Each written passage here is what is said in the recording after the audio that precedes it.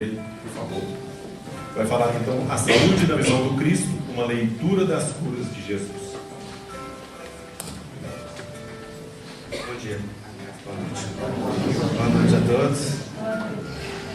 Uma alegria retornar a esta casa. Quero agradecer imensamente o convite carinhoso para partilhar com vocês um pouquinho dessas reflexões que são necessidades de todos nós. Nós vamos falar a respeito do tema saúde. E eu, como membro da Associação Médico Espírita de Minas Gerais, tenho estudado esse tema nos últimos 20 anos. É um tema muito profundo porque toca as necessidades, não só físicas, mas também, sobretudo, emocionais e mentais de cada um de nós. Saúde é um termo que é muito falado e pouco compreendido. O que nós buscamos ou o que nós queremos quando dizemos estar buscando a saúde? Para algumas pessoas, saúde é um estado de ausência de doenças. E este conceito tem vigorado ao longo do tempo. Na verdade, para os gregos antigos, que tinham uma visão do homem como ser espiritual, a doença era um produto de um desequilíbrio dos humores, que se tratava de equilibrar através, seja de uma fitoterapia,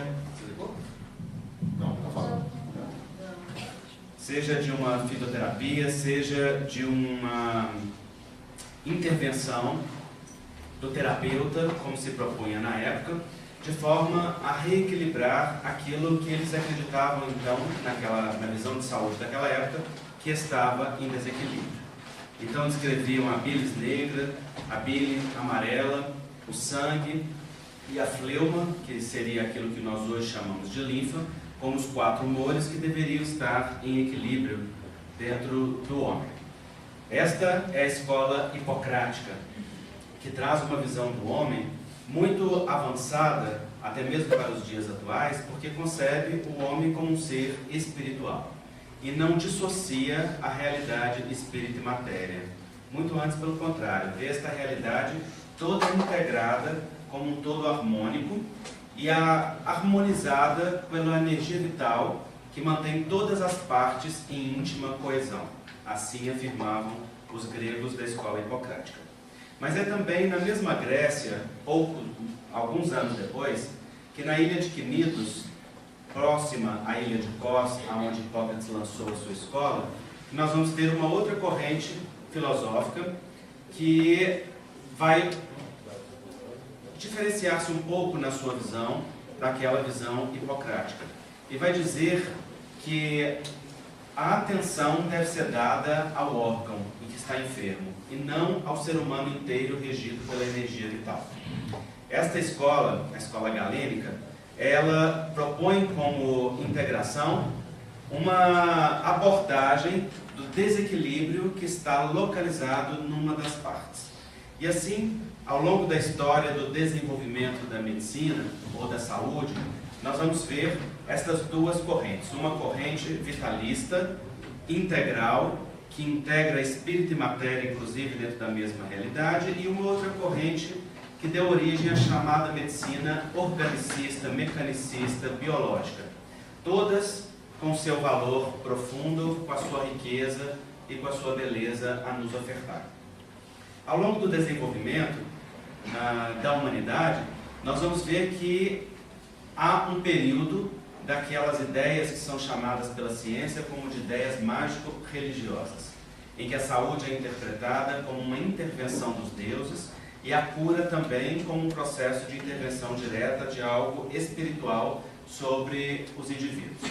Isto desde as crenças mais rudimentares dos povos tribais, que movia então, através de um xamã ou de um curador, as energias espirituais para a cura, até as visões religiosas cristãs que afirmavam que a doença era um castigo divino, portanto deveria ser curada ou sanada a partir de uma intervenção do divino sobre si. Ao longo então dos séculos, nós vamos ver esta visão religiosa preponderar com uma afirmação da Igreja como grande força diretriz da sociedade naquela época. Era a igreja que não só determinava o que era a saúde ou a doença, mas também o que era possível ou não, o que podia ou não realizar e acontecer. Mas no século XVII, nós começamos a ver uma revolução muito importante com o advento do paradigma cartesiano, do paradigma científico. René Descartes começou a propor um método para se analisar as coisas e as pessoas. E é interessante que Descartes escreve um livro e, de uma maneira muito sábia, ele vai propor um método objetivo que testava a realidade de acordo com aquilo que aquela realidade podia se apresentar através de pesquisas ou de um método que ele denominou método científico, mas ele vai escrever que as questões espirituais não poderiam ser mensuradas ou analisadas por aquele método. Naquele momento vai se estabelecer uma cisão entre espírito e matéria, e o espírito passa a ser domínio da igreja exclusivo, enquanto a matéria passa a ser domínio exclusivo da ciência. E aí nós vemos os dois campos de separação do pensamento, que até então, de uma maneira mais mágica, acontecia de forma integrada, se separar. René Descartes fez isso, não porque ele acreditava exatamente que as questões espirituais deveriam ser objeto da igreja, mas por uma questão política da sua época. É que naquela época, qualquer um que afirmasse alguma realidade que destoasse do pensamento da igreja, era convidado para um churrasco. E no caso, a pessoa era o próprio churrasco. Não é? Aquele que ousasse contradizer a igreja era taxado como herege, e os hereges tinham como condenação a fogueira. Então Descartes foi muito esperto naquela época, porque ele disse: este método que eu estou demonstrando, ele é magnífico, ele é fantástico, ele serve para mensurar tudo, menos as questões espirituais. Sobre estas, só a igreja tem poder e só ela deve dizer a última palavra. E a partir dali, então, teve-se um desenvolvimento tecnológico e científico ao longo dos séculos seguintes e uma revolução no pensamento filosófico do homem, e o advento da anatomia, da dissecação do ser humano, reforçou ainda mais aquela corrente organicista, materialista, biológica, que afirmava que o desequilíbrio deveria ser tratado no nível do órgão. Quanto mais se descobriam as anatomias e quanto mais se descobria a realidade enferma no órgão, então mais se acreditava que, debelando-se aquela enfermidade, o homem voltava a ter saúde.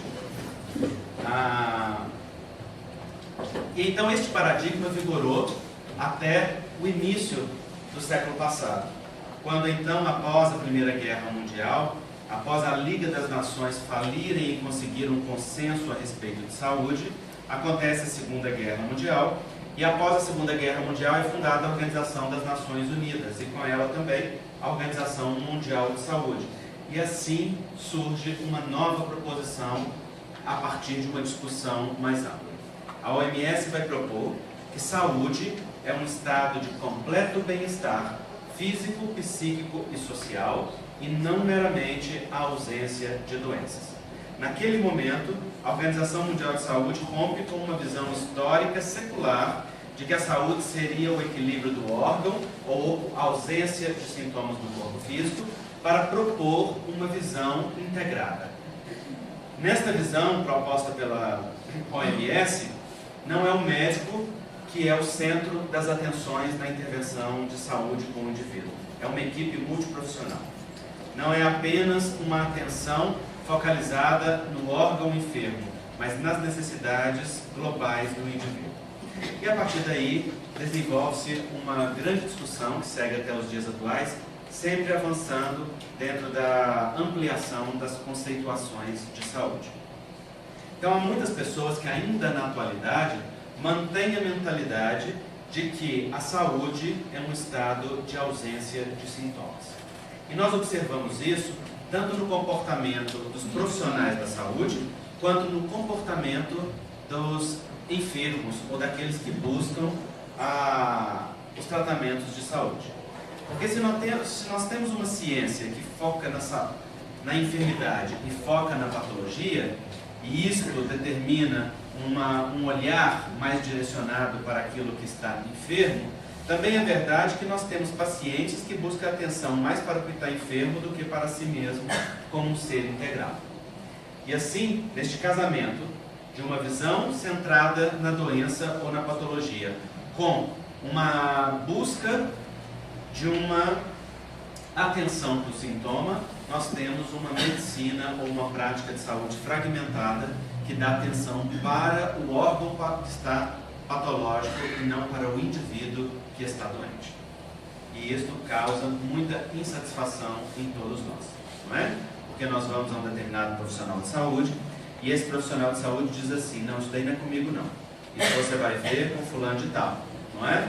Fragmentando o ser humano nos órgãos que são tratados. Então, os especialistas para cada órgão, os especialistas para cada sistema, e dentro dos especialistas daquele sistema, os super especialistas em uma parte daquele órgão, que não somente tratam as doenças daquele órgão, mas um tipo específico de adoecimento orgânico. Então, essa fragmentação da saúde, ela é buscada ela é vivida tanto por profissionais quanto por pacientes. A maioria das pessoas que busca saúde ou que busca atenção nas casas espíritas, nos consultórios médicos, nos consultórios psicológicos, não deseja saúde plena. Deseja apenas anestesia, que é só se ver livre do sofrimento, que é só calar a boca daquilo que dói. Então, se eu tenho uma dor de cabeça, eu tomo um remedinho para dor de cabeça. E eu não preciso saber nem como que essa dor de cabeça veio, nem como vai. Se eu tenho uma pressão alta, eu tomo o antipertensivo. E também não preciso saber como essa pressão alta veio ou vai. E assim, não se aprofunda dentro das discussões de saúde para compreender como que aquele corpo expressa a realidade subjetiva daquele sujeito. Como que um sintoma manifesta uma necessidade mais profunda que venha da alma, do espírito, do coração ou do que quer que nós queiramos dar um nome para este espaço mais sagrado e mais profundo do ser humano. Se nós nos propomos então analisar a saúde dentro da visão do Cristo, nós temos que conceber que nós vamos analisar uma proposta de saúde integral. No Livro dos Espíritos, Allan Kardec pergunta na questão 625, qual é o maior e mais perfeito modelo dado por Deus aos homens? E a resposta é: vide Jesus. É a menor resposta de um Livro dos Espíritos, mas talvez seja a maior. É interessante observar que na tradução para o português houve uma ligeira modificação nessa resposta, que muda um pouco o sentido. No francês, no original francês, Allan Kardec pergunta qual é o maior e melhor modelo, e a resposta é Voyez Jesus, que significa veja Jesus. Quando traduziram para o português, a resposta ficou simplesmente Jesus. Ora, veja Jesus é muito mais profunda do que simplesmente Jesus. Quando os Espíritos nos dizem, em resposta ao maior e melhor modelo, veja Jesus, eles estão dando uma ação imperativa. Ver é verbo de movimento, de ação, né? Aliás, de ação, que determina que nós nos movimentemos na direção de algo, dentro de uma ação. Então, no momento que eles falam veja Jesus, eles estão dizendo observe Jesus, estude Jesus, inspire-se em Jesus, beba da fonte que Jesus tem a ofertar. E isto é muito relevante porque nós temos uma história religiosa em que o paradigma de fé é a crença no poder divino de Jesus e a entrega a este Jesus como seu Salvador para que ele então nos liberte dos nossos pecados. Assim dizem as tradições cristãs. Quando os Espíritos assumem Jesus como uma referência, eles dão uma identidade cristã para aquele conhecimento, aquele corpo de doutrina que estão trazendo, demonstrando que há uma semelhança ou há uma afinidade entre o conhecimento espírita e o conhecimento apresentado pelo Evangelho de Jesus. E ao dizer vede Jesus, eles propõem um novo paradigma. Porque eles não estão simplesmente dizendo creia em Jesus, nem simplesmente dizendo aceite Jesus, ou muito menos dizendo confie em Jesus e tudo se resolverá. Mas eles estão dando uma ação, eles estão determinando um verbo que requer de nós um movimento ativo, que é de ver. Ver significa mover toda a minha subjetividade para interpretar a objetividade daquilo que é apresentado ali pelo Mestre. O que vai dar sempre um caráter particular, porque cada subjetividade analisa de acordo com a sua própria história e suas próprias necessidades, mas vai também dar um caráter universal ao propor que ali tem elementos que respondem às necessidades humanas de maneira profunda, pois ele é colocado como referencial do maior e melhor modelo dado por Deus aos homens. Emmanuel, por isso, diz de uma forma muito bonita que Jesus não é um ídolo a ser adorado, é uma verdade a ser vivida. Aquilo que Emmanuel está nos dizendo é exatamente o que a questão 625 do Livro dos Espíritos propõe. Jesus não é simplesmente alguém que nós devemos admirar pelos seus feitos maravilhosos, mas algo a nos inspirar para mover em nós conquistas íntimas na direção daquilo que ele aponta. Há um ditado chinês muito interessante que diz que um dedo aponta a lua. O sábio contempla a lua, o ignorante olha para o dedo. Eu gosto demais desse ditado, porque nós usamos isso no dia a dia o tempo todo. O sábio olha para onde aquele dedo aponta, admira o dedo porque está se movendo naquela direção, mas deseja admirar aquilo que o dedo demonstra. Enquanto o ignorante fica analisando o dedo, discutindo o dedo, caracterizando o dedo, ou adorando o dedo. Não é? Então, vede Jesus significa olhe para onde olha Jesus. Ou, em outras palavras, sigam no caminho que segue o amor de Jesus. Para onde olha o amor de Jesus em cada ato? Para onde olha o amor dele em cada postura? Esse é o movimento que verdadeiramente liberta, porque este movimento nos faz olhar para algo mais amplo. Então, para compreender a proposta de saúde que Jesus nos propõe, nós temos que olhar, ou pelo menos atrevidamente nos propor, a dar um mínimo sentido para aquilo que são significados simbólicos do que Jesus nos trouxe enquanto exemplos. Se nós percorrermos as páginas do livro A Gênese com Allan Kardec, nós vamos ver que o Espiritismo é científico. E como ciência, o Espiritismo propõe que os feitos maravilhosos de Jesus possuem uma explicação racional e lógica dentro da ciência espírita. Então vamos compreender que Jesus via a distância, porque o perispírito é capaz de se desdobrar, o fluido vital é capaz de se expandir, e as propriedades anímicas do espírito são capazes de perceber campos magnéticos e realidades espirituais que estão para muito além do ambiente físico, porque a conexão é não local. Isto hoje a física quântica nos explica. Mas embora isso nos explique porque Jesus via longe, não nos dá a verdadeira grandeza de perceber quão longe Jesus via quando olhava para dentro da intimidade humana com respeito.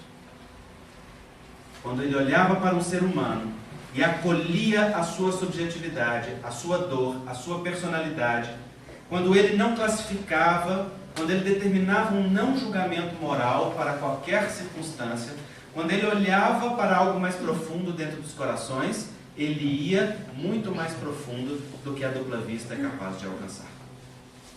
E aí também ele nos dá um sentido muito maravilhoso. Observemos o Sermão da Montanha. O Sermão da Montanha é arquetípico.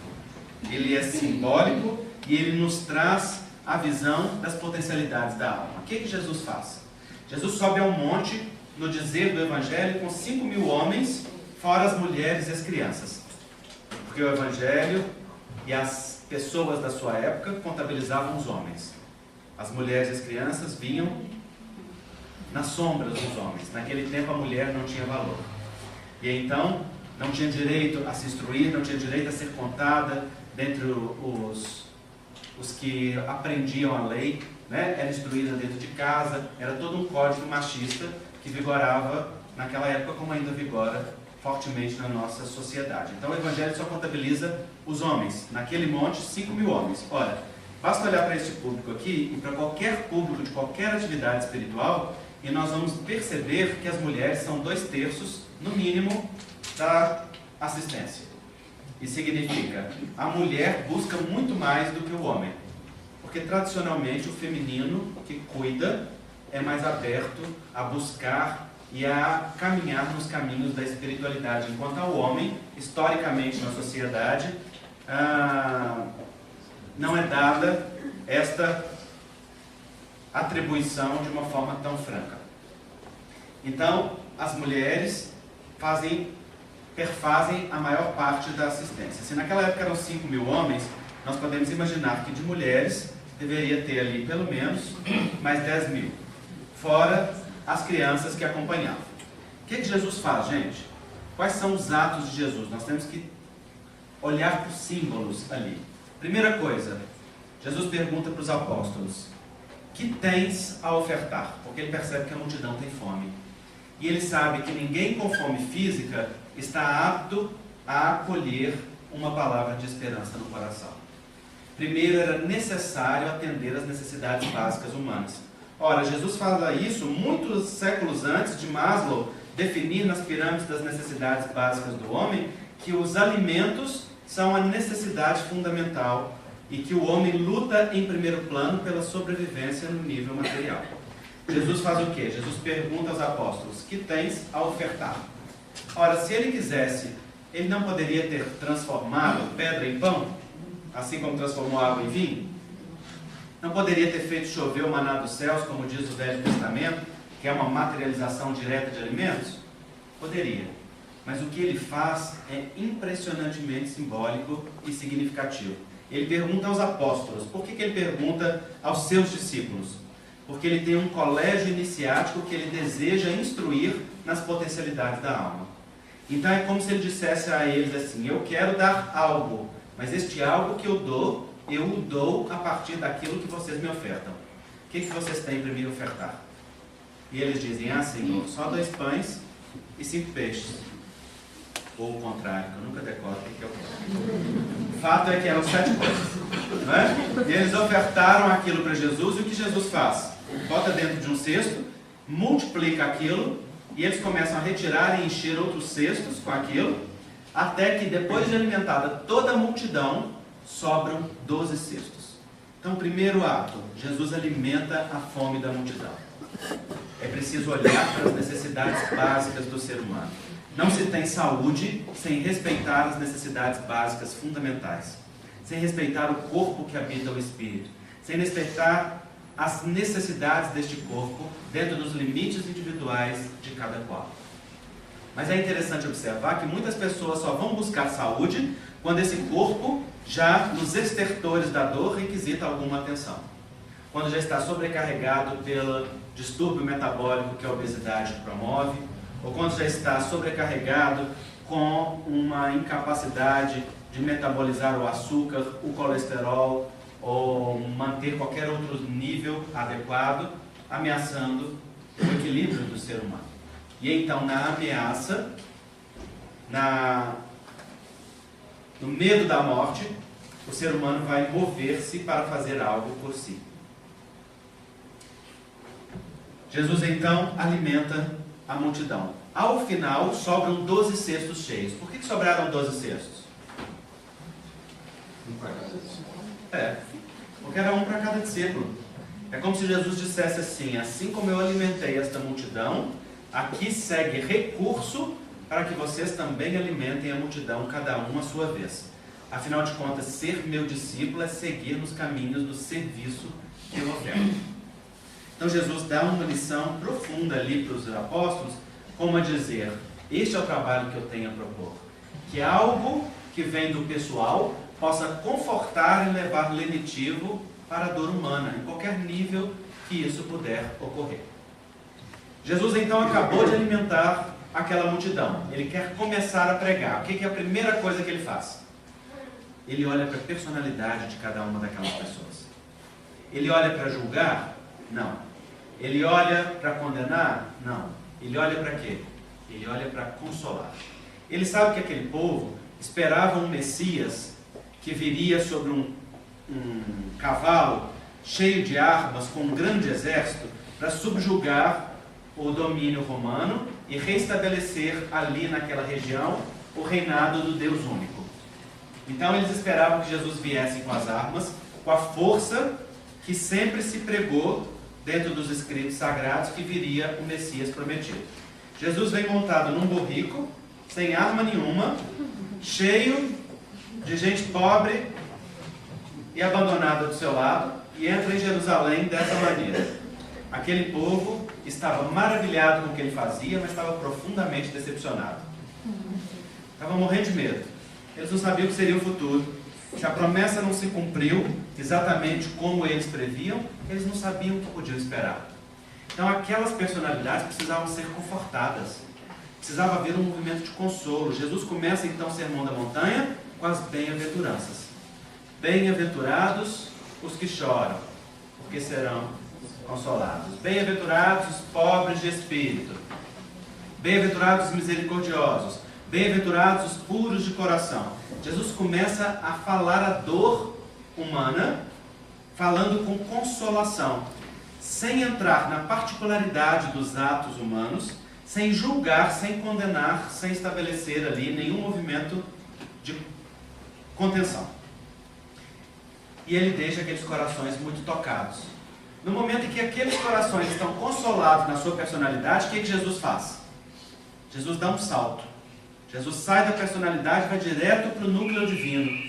Vai direto para o arquétipo luminoso, para o self que tem dentro de cada um. Jesus diz: vós sois o sal da terra. Ora, se o sal for insípido, com que se há de salgar? Jesus diz: vocês dão tempero, vocês são conservantes da vida. Vocês são aqueles que trazem algo em si que deve nutrir a existência. Se isso não tiver sabor, com que se há de salgar a vida?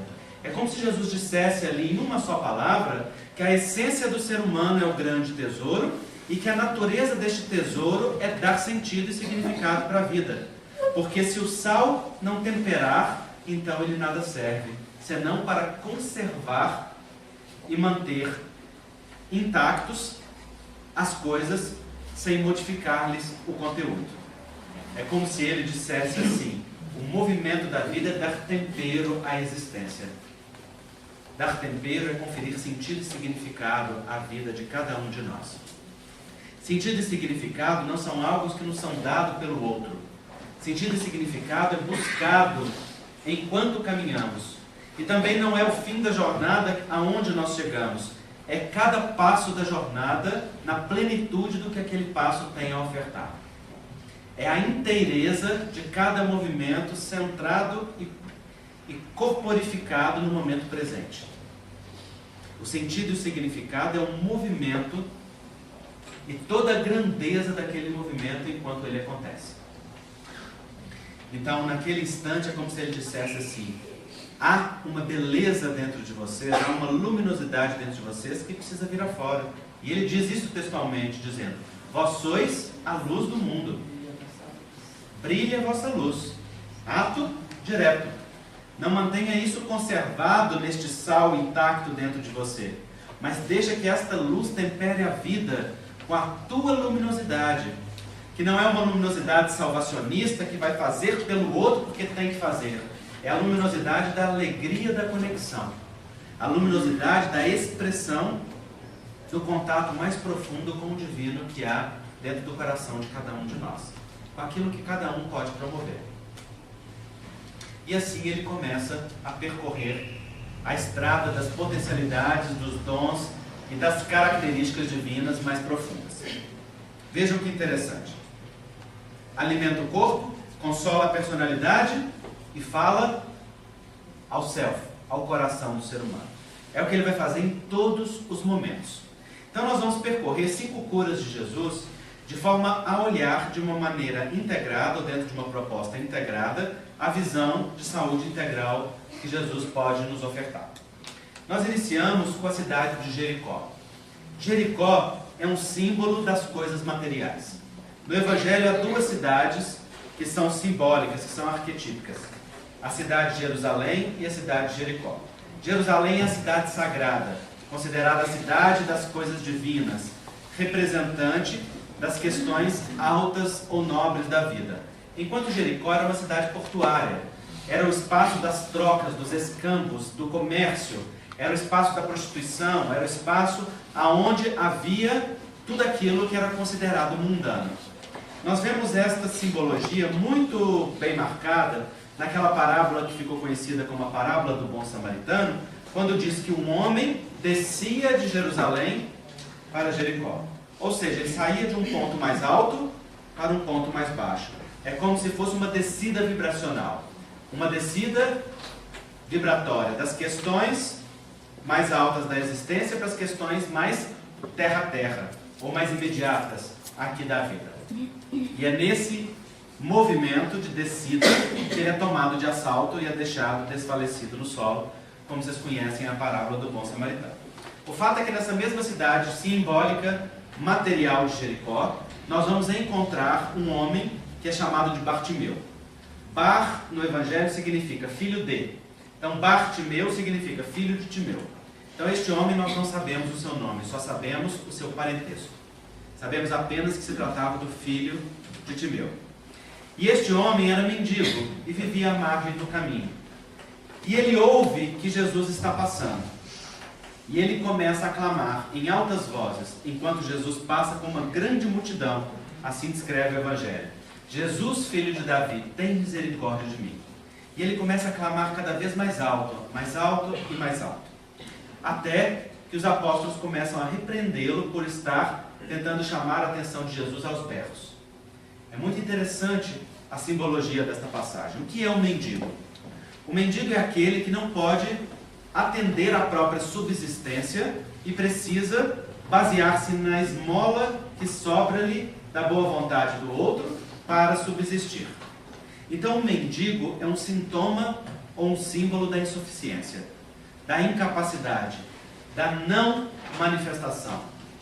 O mendigo é a expressão da negação, do não poder, do não acesso, da não oportunidade, de tudo aquilo que representa um movimento de contração. Ora, aquele mendigo que é Bartimeu não é apenas um mendigo que esmola as questões físicas, somos todos nós. Porque mendigos nós somos sempre que acreditamos que as soluções para aquilo que precisamos estão no outro. Mendigo nós somos sempre que achamos que só podemos estar preenchidos se o outro nos der o seu amor desta ou daquela maneira. A carência emotiva, afetiva, sexual é um estado de mendicância. A autopiedade é um estado de mendicância. A culpa na feição do remorso é um estado de mendicância.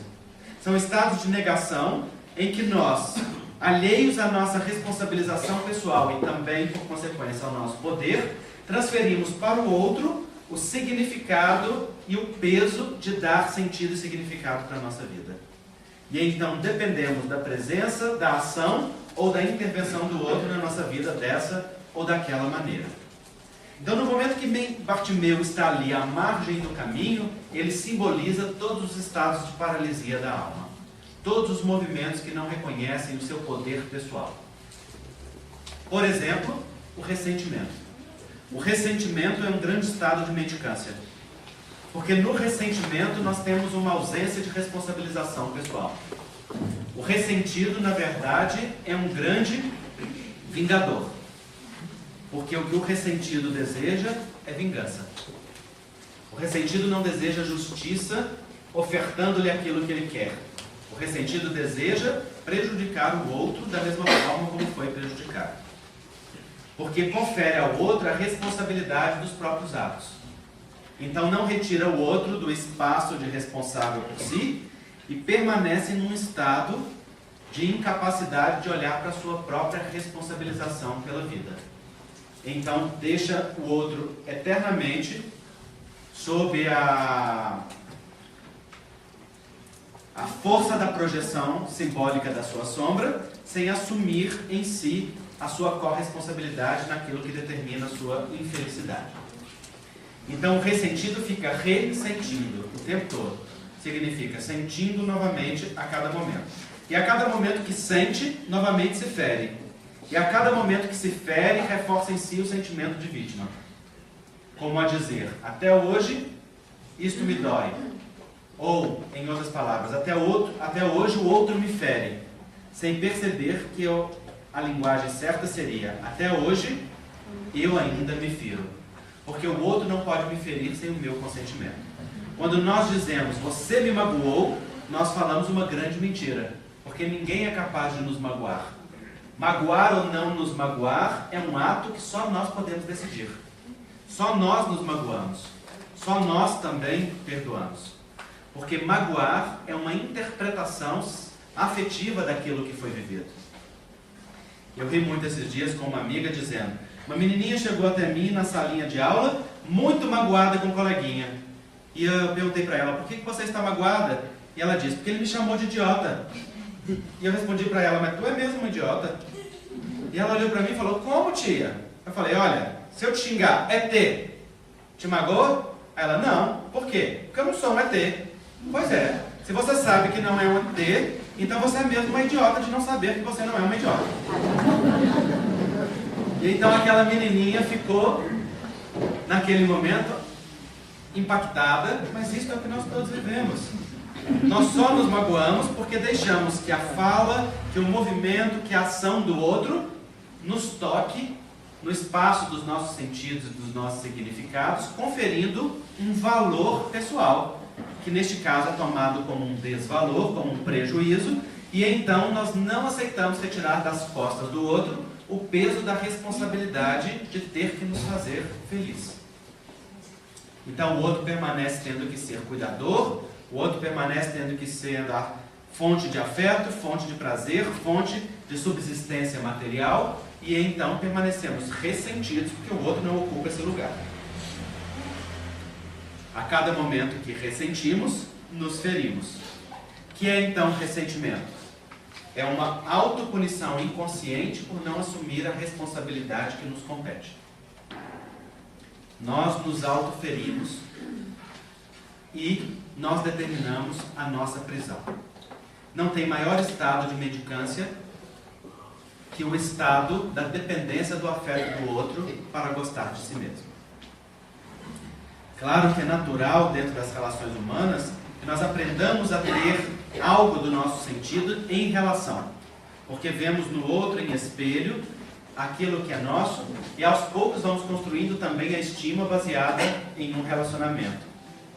No entanto, o relacionamento que temos conosco precisa ser um relacionamento de hierarquia superior àquele que nós conferimos com o outro.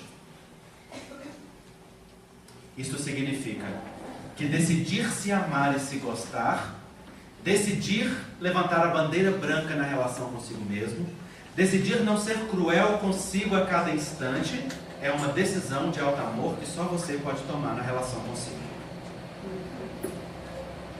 Sair daquele caminho que estende a mão para o outro e diz, me dá uma migalha do teu afeto, para aquela mão que volta-se para o peito e diz, eu te dou aquilo que te falta, é uma tarefa que só cada um de nós pode decidir por si mesmo.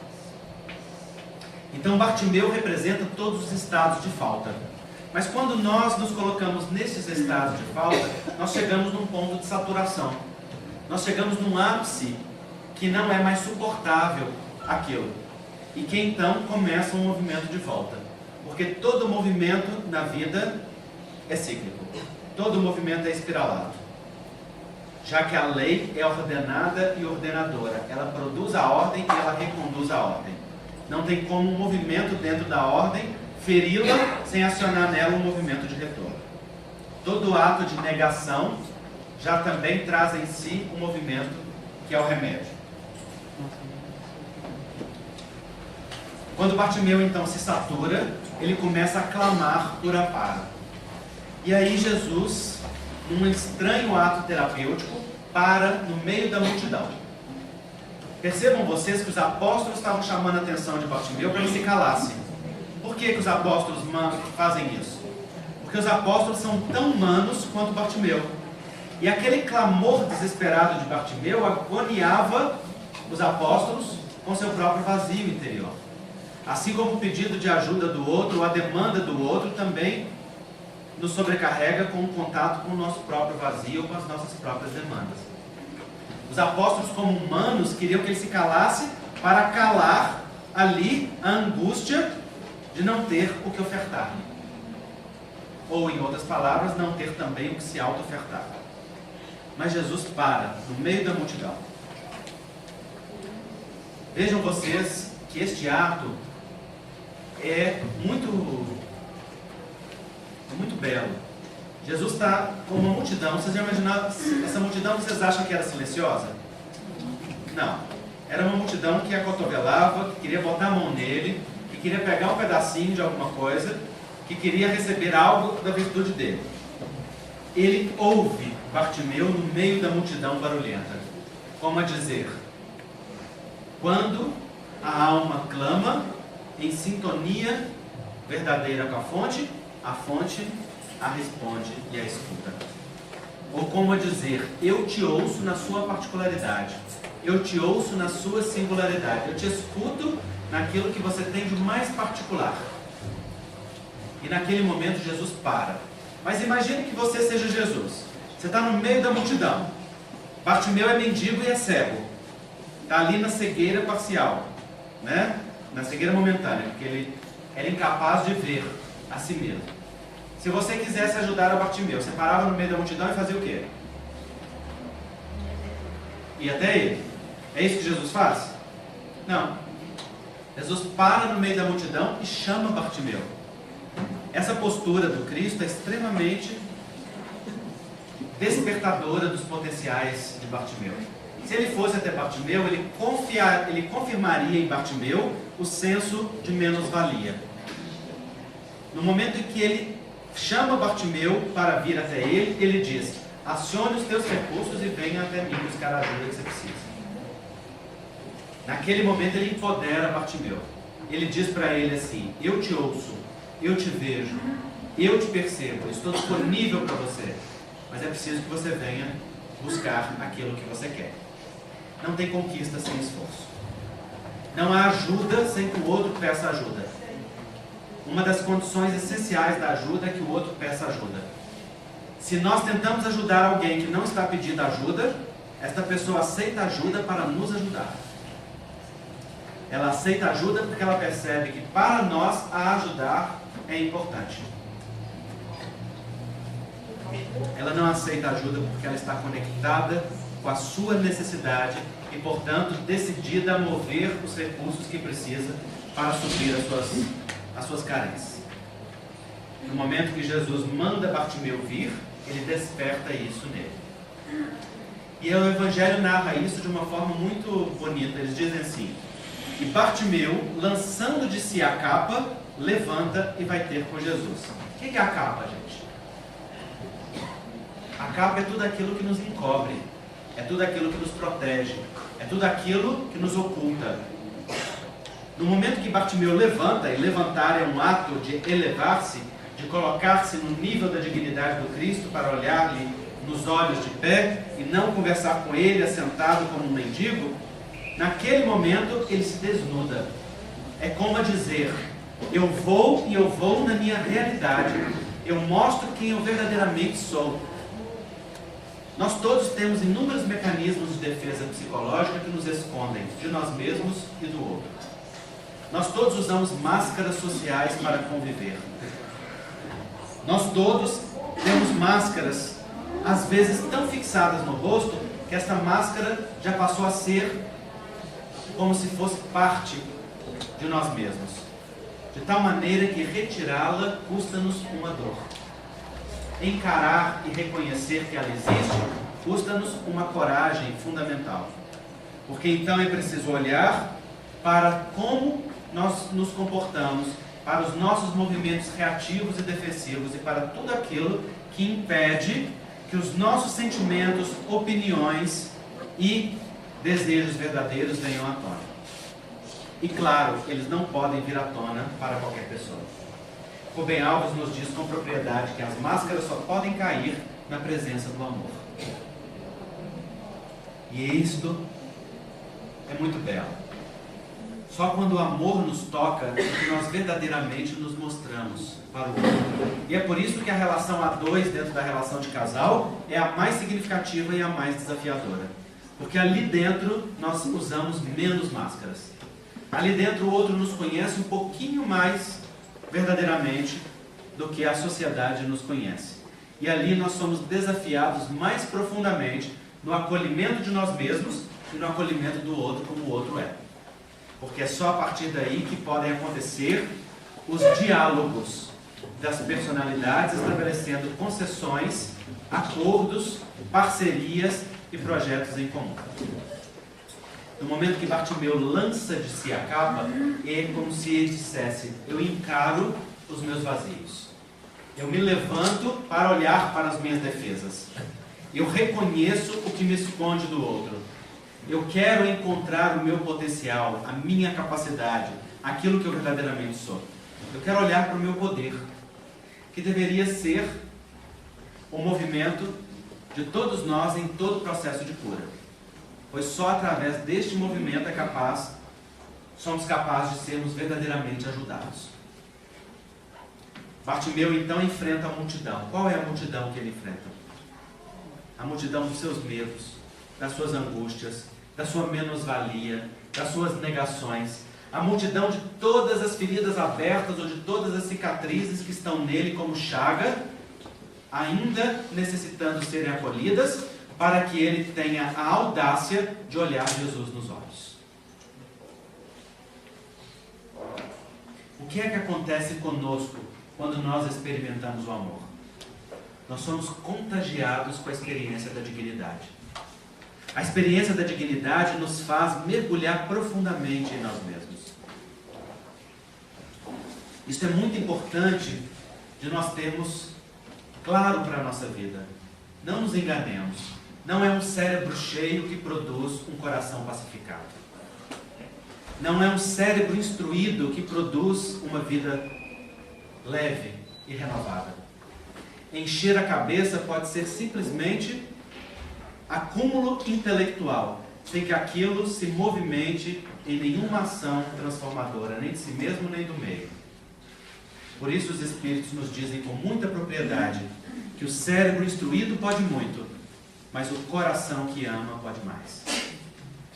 Porque através das potencialidades do afeto nós acessamos outros níveis quânticos de realidade, em nós e no outro, que transpõe etapas, que cria pontes. Me lembro de No Mundo Maior, um socorro espiritual que André Luiz e o seu benfeitor espiritual vão fazer, e eles chegam, abordam uma relação obsessiva entre dois indivíduos. Era uma pessoa, era um espírito que tinha matado o outro há 20 anos atrás, e então aquele que era o assassino estava encarnado, que estava morto, o obsediava, cobrando aquele assassinato de 20 anos atrás. André Luiz chega, acolhe a dor deles, conversa e esclarece. Mas no momento, André Luiz e o benfeitor dele, nesse caso, eles só chegam e observam e discutem entre si o caso. E André Luiz então fica esperando que o mentor se dirija àqueles dois para dialogar com eles, para orientar-lhes sobre a vida espiritual, para falar-lhes de perdão, para falar das possibilidades de enriquecimento espiritual a partir da independência afetiva. Mas não, o mentor diz: não, André, aqui nós devemos aguardar. E ele diz: aguardar o quê? Aí ele diz: aguardar um coração que ame. Porque nós somos cérebros instruídos, mas em casos como este, só um coração com poder do amor pode promover um impacto profundo. Então eles aguardam. Depois de algum tempo aparece um espírito de uma senhora que em vida, inclusive, passou uma vida muito sofrida, mas despertou nela, através do bom aproveitamento das oportunidades, um sentido de amar muito intenso. Não era um espírito que tinha alto cabedal intelectual, mas era um espírito que estava em altas paragens, porque o seu nível de amor a colocava em sintonia com esferas muito superiores que aqueles que estavam apenas conhecedores intelectuais da realidade. E então ela começa a abordar-lhes de uma forma não só racional, mas também afetiva. E em um determinado momento o Espírito lhe diz, o Espírito cede, aquele que havia sido assassinado, cede no processo de vingança, que na verdade o tornava escravo e aprisionado àquele processo obsessivo ali. Era ele mesmo que não permitia que a sua vida seguisse em frente, era ele que não se permitia novas libertações. Na hora que ele cede, ele diz assim: muito mais do que as tuas palavras que me falam a razão, é a tua vibração que me comove o coração. E ele diz: e a isto eu não consigo resistir. E então naquele momento se abre dentro dele um espaço afetivo que permite que verdadeiramente algo se mova dentro dele. Quando nós temos o contágio da experiência amorosa, nós experienciamos a dignidade através do amor, e é este contágio de dignidade que nos move para a renovação.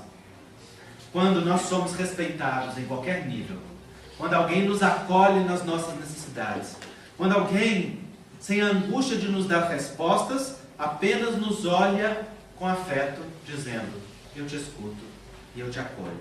Quando alguém nos abraça afetuosamente, quando alguém nos coloca uma mão terna, quando alguém nos dá uma oportunidade, quando alguém, a despeito de qualquer circunstância, nos fala do nosso valor essencial. Naquele momento, nós nos sentimos dignos. E o sentir-nos dignos nos faz desejar voltar para casa. No momento em que Bartimeu levanta-se e enfrenta as suas multidões para ir ter com Jesus, ele está contagiado pela experiência amorosa do respeito. Ele se sente imediatamente respeitado. E sentindo respeitado, sentindo-se tratado com dignidade, ele não tem outro espaço senão tratar-se com dignidade. Eu me lembro disso, de uma experiência curiosa em consultório que eu tive. Chegou uma paciente e começou a dizer uma história muito doída. E eu comecei a ouvir aquela história e fui morrendo de dó dela. E ela ia falando, porque era uma história verdadeiramente dolorosa. E quanto mais eu falava, quanto mais dó eu tinha, pior ela ficava. Até que de repente, eu percebi o que estava acontecendo, e ao invés de olhar para a fraqueza dela, comecei a admirar a dignidade e a grandeza dela. Pensando no meu coração, ela suportou algo que eu talvez não suportaria. Ela é digna do meu respeito. E então comecei a olhá-la com muita dignidade. E ela foi aprumando na cadeira, continuando contando a história. E ela foi aprumando na cadeira, falou. Na hora que acabou a consulta, ela virou para mim e falou assim: mas que consultório maravilhoso, o que tem aqui de diferente? Estou saindo ótima. Eu não abri a boca. Mas naquela experiência, não só da catarse de poder falar e ser ouvida, ela também pôde experienciar o que era ser ouvida com respeito. De uma forma que respeitasse a grandeza e a força dela ali. Aquela experiência me marcou profundamente. Me marcou a ponto de eu, sempre que eu estou sentindo dó do outro, eu olhar para mim e falar assim: busca admirar a força dessa pessoa. Porque todos os motivos que dão dó também são motivos de admiração. Naquele momento que Bartimeu levanta-se, enfrenta as suas multidões e encara os seus próprios demônios interiores, todos os seus sentidos de desvalor, ele para diante do Cristo, tocado pela figura de respeito de Jesus. E Jesus tem uma atitude muito estranha. Jesus vira para ele e fala assim: o que queres que eu te faça? É como se Jesus fosse um ignorante, não é? Não, mas a pergunta de Jesus é pedagógica. É como se Jesus dissesse assim: Bartimeu, eu te conheço e sei o que você precisa. Também me conheço e sei o que eu tenho a ofertar. Mas dentre o que eu tenho a ofertar e o que você precisa, o que você está pronto para receber? Em outras palavras, qual é o nível de consciência que você já adquiriu a respeito de si mesmo? Qual é o passo que você quer dar? Porque eu só posso te ajudar naquilo que você está pronto para viver, e não exatamente naquilo que eu quero para você. E Bartimeu, mergulhando em si, dá uma resposta sublime. Ele diz: Senhor, que eu veja. Porque ver é muito mais que enxergar. Enxergam aqueles que têm as células da retina íntegra, que impressionadas pela luz, gera um impulso elétrico que percorre o nervo óptico até o córtex occipital e é então interpretado, conferindo um sentido para aquilo que foi visto. Este ato é fisiológico. Qualquer um que estiver com seus órgãos íntegros enxerga. Mas ver é muito mais do que enxergar. Ver é dar sentido para o que foi enxergado. Ver é colocar no domínio da subjetividade aquilo que é generalizado. Ver é tomar para si como posse e propriedade aquilo que ali está como experiência. No momento que Bartimeu pede que eu veja, Senhor, ele está dizendo que eu tenha a capacidade de enxergar e dar sentido ao que eu vejo. Que eu tenha a capacidade, Senhor, de reconhecer a minha luz e a minha capacidade pessoal. Que eu tenha a coragem de fazer o movimento de transformação que eu preciso. Que eu tenha a coragem e a ousadia de ir nos caminhos dos meus sonhos. Que eu tenha a força para dar um passo que inicia a caminhada em direção ao que eu preciso fazer. Que eu tenha força nas minhas mãos para mover na atitude que já vejo e necessito realizar. Que eu veja. E Jesus lhe responde: então vá, que a tua fé te curou.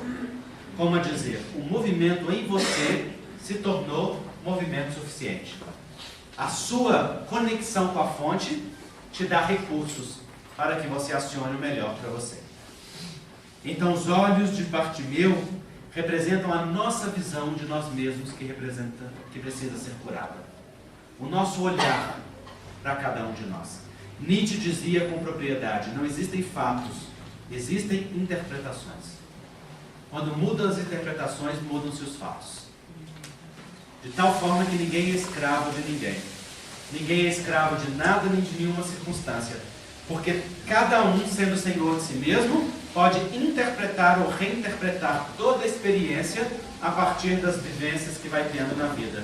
E, portanto, cada um é livre para dar sempre um novo sentido àquilo que foi vivido. Isso é muito belo, porque representa que nós temos poder na nossa mão para mover-nos.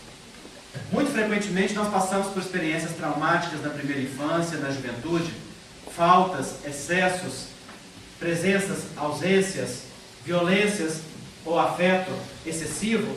Tudo isso nos marcou e, sem dúvida, nos levou em uma determinada direção. No entanto, quando nós chegamos na vida adulta, é parte da tarefa do adulto responsabilizar-se por si mesmo. E a responsabilidade significa que o adulto tem maturidade para olhar para si mesmo e ocupar-se com as suas próprias necessidades. Então pode batalhar pela sua vida e ganhar o suor, no seu suor, o sustento do seu pão. Pode constituir família e responsabilizar-se pela sua família. Também é parte da vida adulta que o adulto que somos assuma as responsabilidades que tem para consigo. O adulto que permanece acusador da sua história não está verdadeiramente adulto, permanece criança na alma. Enquanto acusa, infantiliza-se, porque enquanto acusa não tem espaço dentro de si para a solução. Aquele que acusa não move forças na direção da cicatrização das suas feridas, porque a acusação é um bisturi que rasga continuamente. Então o adulto que permanece acusando o papai ou a mamãe pelo que não puderam ou não fizeram, a vida pelo que não deu, a sorte pelo que não teve, permanece alheio à capacidade de se dar aquilo que precisa agora. É parte da vida adulta que o adulto pegue a si mesmo no colo, acolhendo a sua criança interior e se dê aquilo que faltou. Ao invés de acusar a falta de afeto, se dá agora o afeto que não teve. Ao invés de acusar a ausência paterna ou materna, se dá agora uma inteireza na conexão com a figura paterna e materna. Ao invés de maldizer a vida pela sua falta de sorte, cria agora as oportunidades para ter aquilo que não pôde ter antes. E então, como adulto maduro, e isso demanda um trabalho de um tempo, acolhe as suas necessidades e move-se em uma outra direção. O adulto, portanto, que permanece preso em postura vitimista e atividade acusadora, afasta-se da solução e da conexão com a sua força interior. Bartimeu, então, é curado na sua visão, na sua capacidade de ver. E nós vemos Jesus se mover. Vamos ver Jesus agora no Templo de Jerusalém. E naquela época, o Templo de Jerusalém tinha várias piscinas. Eram como se fossem grandes tanques, na verdade, em que as pessoas ficavam ao redor, nos alpendres, e dizia-se que de tempos em tempos viria um anjo e balançava as águas. E o primeiro que se atirasse nas águas era curado. De tal maneira que um monte de enfermos se acotovelava ali ao lado da piscina, esperando a hora da água ser balançada para ali se lançar. Assim acreditavam. Jesus, em nova postura terapêutica, aproxima-se de um desses enfermos. Percebam vocês que agora Jesus não espera que o enfermo vá até ele. Ele o procura. Agora ele se adianta e pergunta para este enfermo, que era um homem que há 32 anos estava sobre um catre, sobre uma cama: queres ficar são? E aquele homem, como todos os que estavam no alpendre, tinha uma visão vitimista de si mesmo. Então ele responde: ah, Senhor, tão logo vem o anjo e balança as águas, outro se lança na minha frente. E então eu permaneço aqui, sem a oportunidade da cura. E Jesus ignora a fala vitimista dele e pergunta para ele novamente: queres ficar são? Jesus não está perguntando para ele por que ele não ficou são até hoje. Jesus está perguntando para ele se ele quer ficar são. Porque querer é a ação da vontade. E a vontade, diz Emmanuel no livro Pensamento e Vida, é núcleo divino que nós precisamos ativar para comandar o movimento da vida. Queres ficar são é o mesmo que dizer: tens vontade de ficar são? Ou a perguntar: tens em si um movimento de busca da saúde? E na segunda vez Jesus não espera ele responder, se adianta e responde a ele: levanta, toma tua cama e anda. E imediatamente, com o influxo magnético do magnetismo curador do Cristo, aquele homem tem suas células restabelecidas, sua perna atrofiada restabelecida e se põe de pé. E então é muito curioso o que se passa. Por que Jesus mandou ele pegar a cama dele, gente? Para não deixar bagunça no alpendre? Não. Porque aquela cama eram uns 32 anos de experiência. Ninguém caminha para o futuro abandonando o passado. Nós vivemos o presente e vamos para o futuro, levando conosco o nosso passado. E o nosso passado é um tesouro, não é uma maldição. Independente da natureza de experiências que tivemos, as reinterpretações que uma visão consciente ampliada pode nos dar, é capaz de transformar qualquer experiência em uma força. De tal maneira que quando nós aprendemos com aquilo que vivimos, e reinterpretamos o que foi vivido, caminhamos para adiante, levando conosco a força de todas as experiências. Costumo dizer de uma forma muito simples, que aquilo que foi vivido pode ser um esgoto que contamina a nossa vida, e nós passamos a vida inteira lamentando o mau cheiro e acusando o esgoto, ou pode se transformar em adubo. A matéria-prima é a mesma. Qual é a diferença? A diferença é que, para transformar em adubo, eu acrescento um novo elemento, que é a terra. Eu revolvo aquele esgoto. E então aquilo que era pútrido se torna nutriente. Toda experiência aporta uma força, mesmo as mais infelizes, mesmo as mais dolorosas. Via de regra, as pessoas mais fortes são aquelas que passaram por maiores dores. Porque estas têm raízes mais profundas. Precisaram buscar na escassez, em planos mais profundos, aquilo que era necessário para sobreviver. E claro, vieram marcadas por esta falta, mas não foram definidas por ela. Porque as faltas ou as dores nos marcam, mas não nos definem. O que nos define é aquilo que nós fazemos delas. Na hora que Jesus manda aquele homem pegar os 32 anos dele, ele está dizendo: leva contigo tudo o que é teu. Leva contigo toda a experiência que é tua e aprende com elas. Pouco depois o Evangelho vai dizer que Jesus encontra novamente com este homem no templo. E diz a ele: eis que já está são. Não tornes a pecar para que não te suceda algo pior. Magnífica fala de Jesus.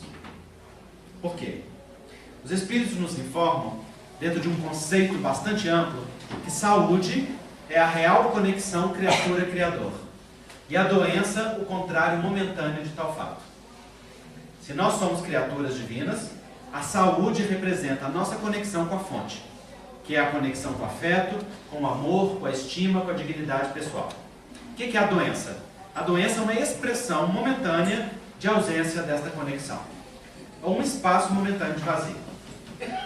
Aquele homem estava onde? No templo. O que é que se faz no templo?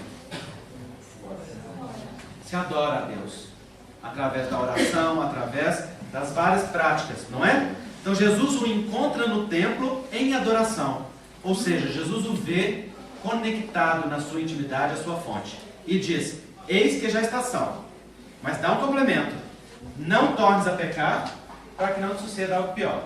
O que é pecado, gente? Pecado tem sido tomado pela igreja como um ato contra Deus.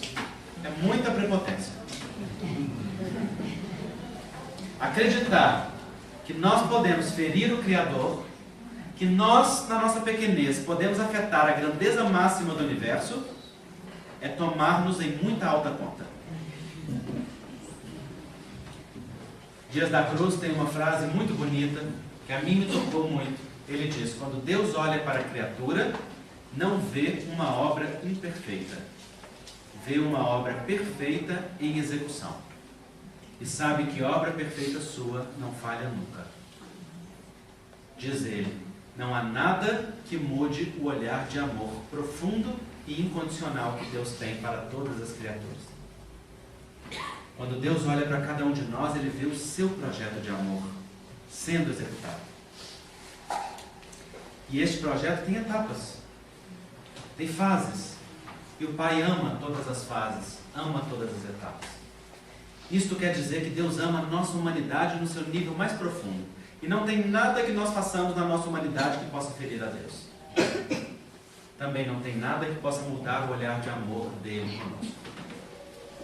O que nós fazemos é negar e ferir a presença divina em nós através da negação.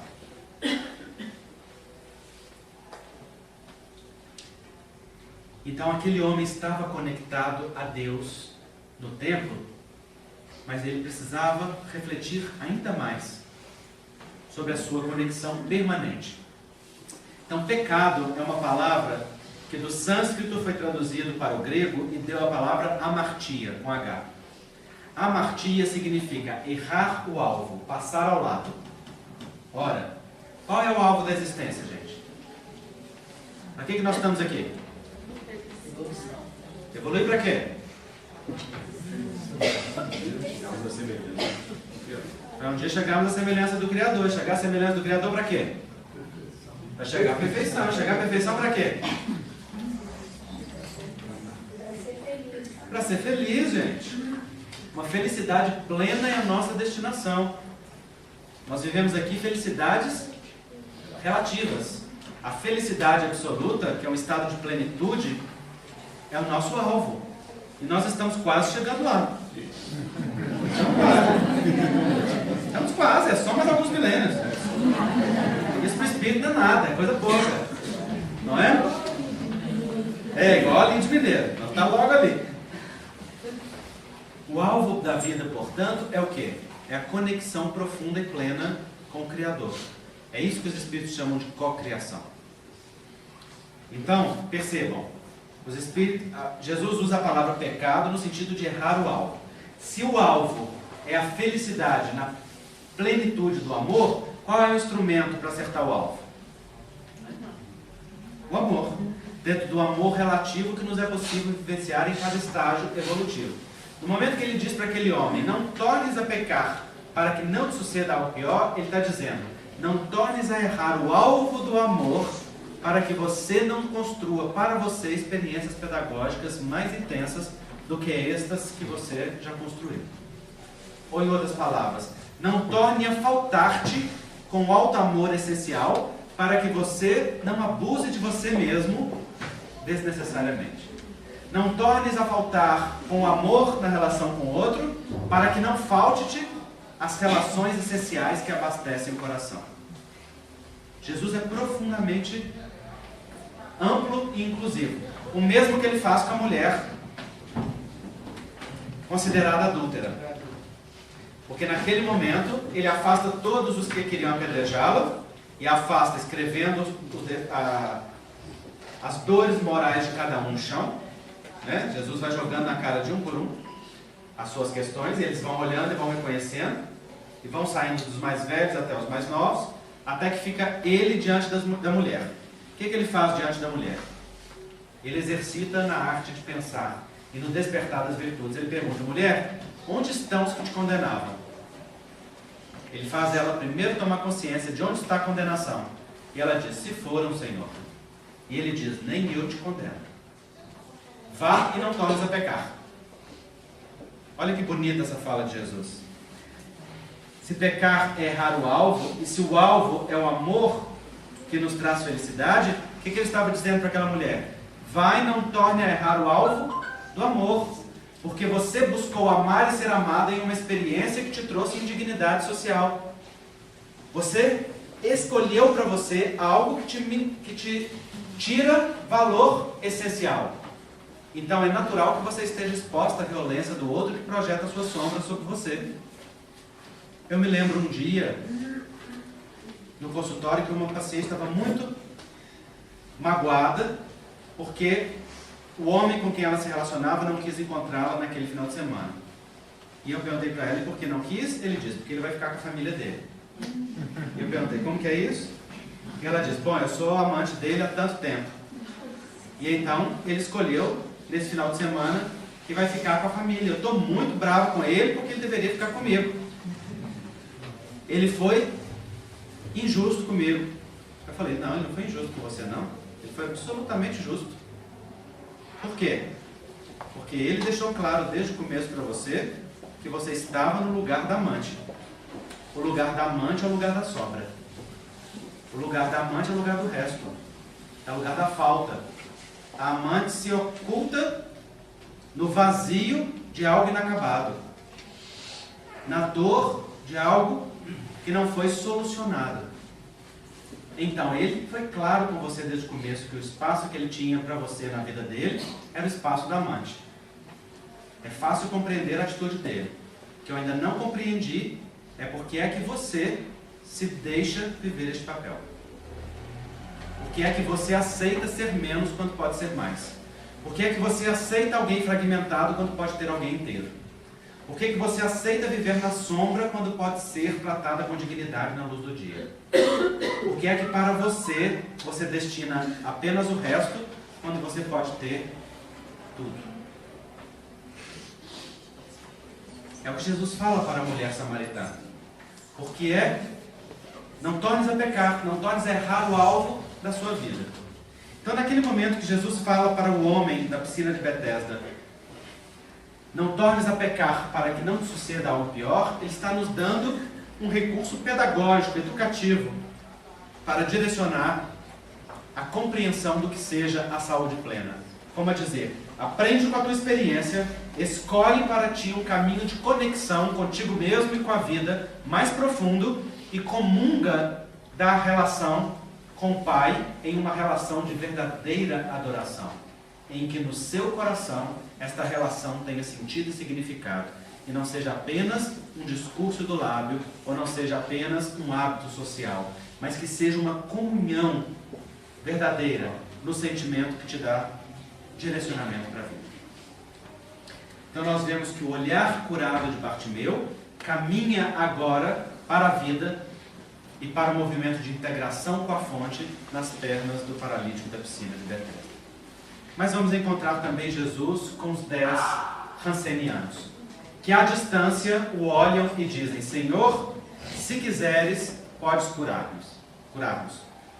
E Jesus manda que eles vão e se apresentem ao sacerdote. E enquanto eles vão, as suas feridas são curadas do corpo e desaparecem os efeitos da lepra. Ora, aquela época, a lepra, ou a hanseníase, como nós a conhecemos hoje, sob seu nome científico, era desconhecida. Não se conhecia ainda o bacilo, não se conhecia a bactéria que produz a hanseníase, não se conheciam os antibióticos que tratam esta doença. E então, naquela época, era considerada uma doença imunda. E as pessoas que eram portadoras dela eram proscritas para um vale que era chamado o Vale dos Imundos. E lá ficavam sem poder se inserir na sociedade.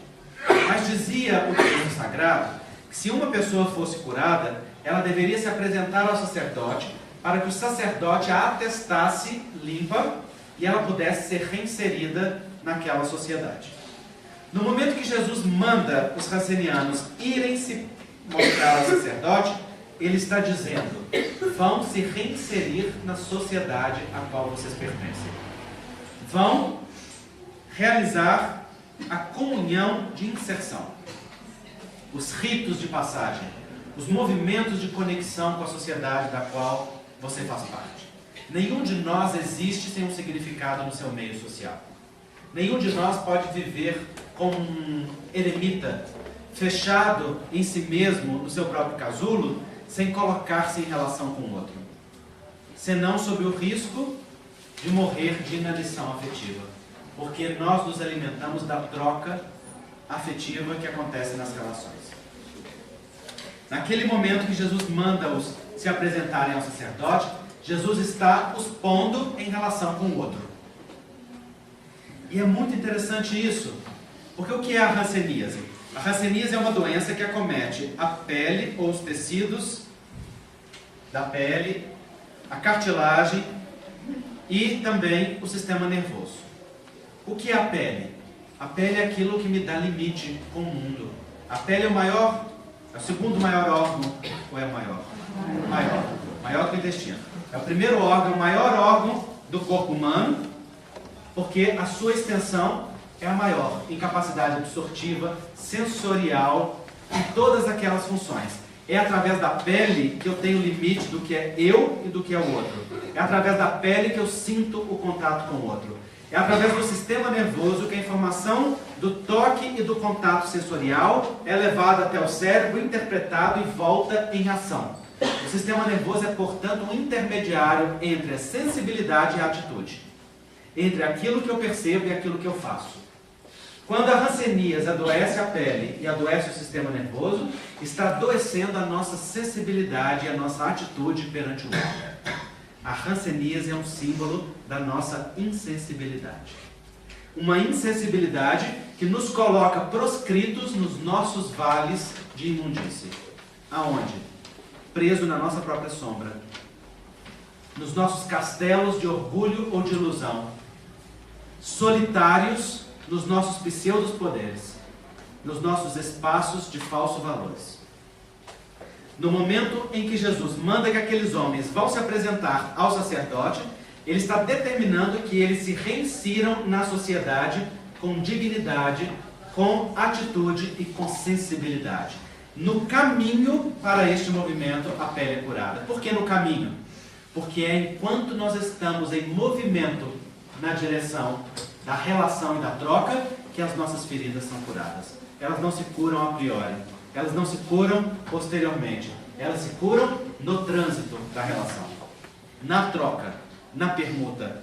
É no relacionar-se com o outro que as nossas sombras vão, pouco a pouco, sendo acolhidas e transformadas. É pouco a pouco que a nossa luz se abastece. Por exemplo, na relação de casal. Só existe uma relação a dois quando nós decidimos afastarmos da ilusão do amor romântico que nós vivemos durante a paixão.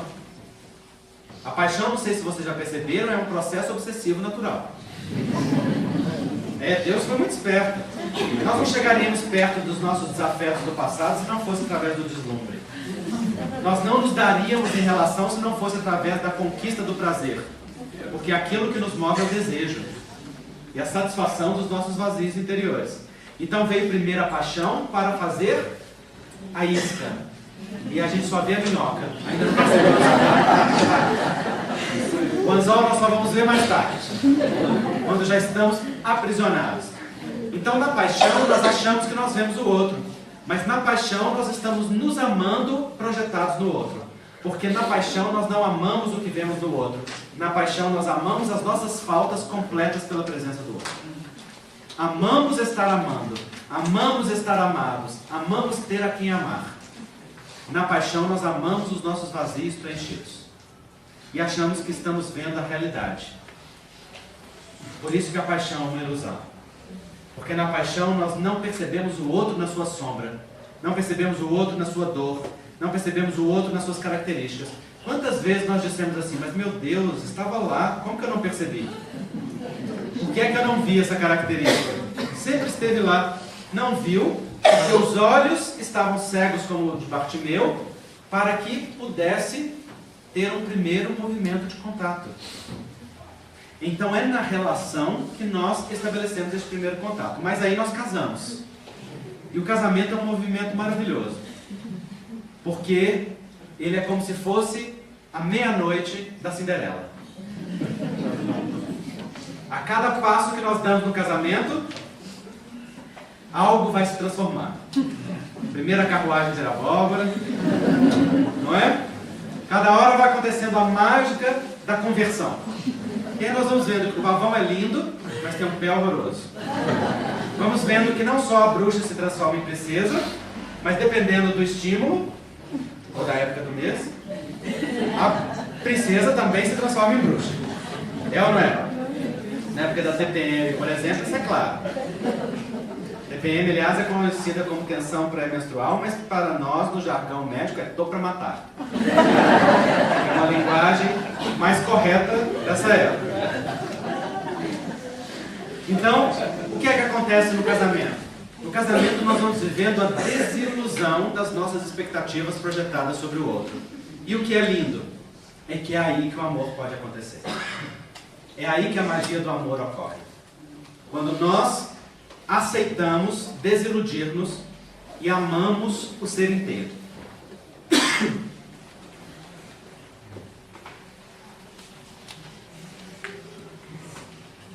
Eu acho que isso está desligado. Não, tá baixo. Eu estou sentindo que você recua, não percebi. Você forçar. O som está muito bom aqui. Tá, você pode ficar tranquilo que não tem retorno mesmo. Não, mas eu estou com dó da minha goela mesmo. No caso, eu não estou preocupado com vocês, não. Estou com dó da minha goela mesmo. Então, no casamento, nós vamos nos desiludindo pouco a pouco e a magia do amor acontece, porque então o amor só pode acontecer quando nós passamos a amar a luz e a sombra do outro. E então passamos a valorizar mais a luz do que a sua porção sombria. Se valorizamos mais a porção sombria, então nos afastamos através das críticas, porque quanto mais criticamos no outro, menos acolhemos a nossa própria sombra e a própria sombra do outro. Mas a partir do momento em que incentivamos a luz do outro, então o outro ganha força para encarar a própria sombra, enquanto nós também ganhamos força para encarar a nossa. E é por isso que o amor se sustenta pouco a pouco. Se sustenta de movimentos conjuntos. Se sustenta de movimentos amparados. E ontem uma paciente me disse uma coisa linda. Ela disse que chegou para a avó, ela que está encalhada, e perguntou para a avó. Palavras dela, tá, gente? Encalhada. E ela disse assim, perguntei para minha avó, avó, estou encalhada. Me fala como que faz um relacionamento dar certo. E ela, então a avó começou a contar lindamente a história do relacionamento com a avó. E lindamente significa as belezas e as feiuras, mas com um tamanho respeito ao avô e a ela mesma, que pouco a pouco a neta foi vendo a grandeza daquilo que estava nela. E ela falou assim, minha filha, você sabe por que deu certo? Porque nós sempre consideramos o casamento como um carro de boi. Aí ela perguntou, como que é isso, vó? Ela, você nunca viu um carro de boi, minha filha? O carro de boi vai com 2 bois. Mas para que os 2 bois possam andar junto, é colocada uma canga. E a canga vincula o pescoço de um ao pescoço do outro. De tal maneira que um não pode ir muito para frente, senão estrangula o outro. E estrangula a si mesmo. Então, para ficarem juntos, precisam ir andando assim, ó, passo a passo, conjuntos. E é exatamente porque eu e seu avô fizemos sempre isso que estamos juntos até hoje. E graças a isso nós tivemos a nossa linda família. Então ela perguntou, e foi difícil, vó? Ela disse, foi, em alguns momentos foi. Em alguns momentos eu tive que renunciar. E ele também. Mas foi tão lindo que superou qualquer sacrifício. E então quando ela olhou para isso, ela teve uma injeção na veia do feminino sagrado. Da grandeza de um feminino que olha com respeito para o homem, da grandeza de um masculino que olha com respeito para o feminino e da grandeza de uma relação humana, imperfeita, comum, que se olha com valor. E ali, naquela relação, algo grande pode acontecer. Assim, o casamento é um movimento que nos leva para o mais quando nós aceitamos a canga. Quando nós queremos autonomia, não há espaço para o casamento. Quem busca autonomia plena está olhando para a solidão. Porque a autonomia plena só é possível no espaço dos nossos silêncios e de uma não relação. Dar-se em relação significa fazer concessões e ter sacrifícios. E significa também beber da alegria do néctar que vem desse trabalho conjunto, dessa colmeia. Todos formam em conjunto ali na relação. Então, no momento que Jesus manda que os rancenianos vão se apresentar ao sacerdote, ele está curando esta sensibilidade da reinserção na relação. E ele está dando um movimento de trabalho social. Ora, o olhar curado de Bartimeu caminha nas pernas do paralítico da piscina de Betesda para uma adoração ao sagrado, na conexão com o divino em si, que se faz dentro das relações humanas, dentro da vida social. É no reinserir-se em sociedade, com sensibilidade e com atitude, que nós temos o verdadeiro movimento de cura. Então não basta apenas enxergar e nem ver. É preciso que o ver se converta em movimento ativo, que vai no sentido da inserção social para relacionar-se com sensibilidade e com atitude. Mas nós vemos Jesus prosseguir.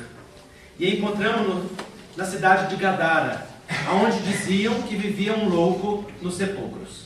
E aquele homem era possuído.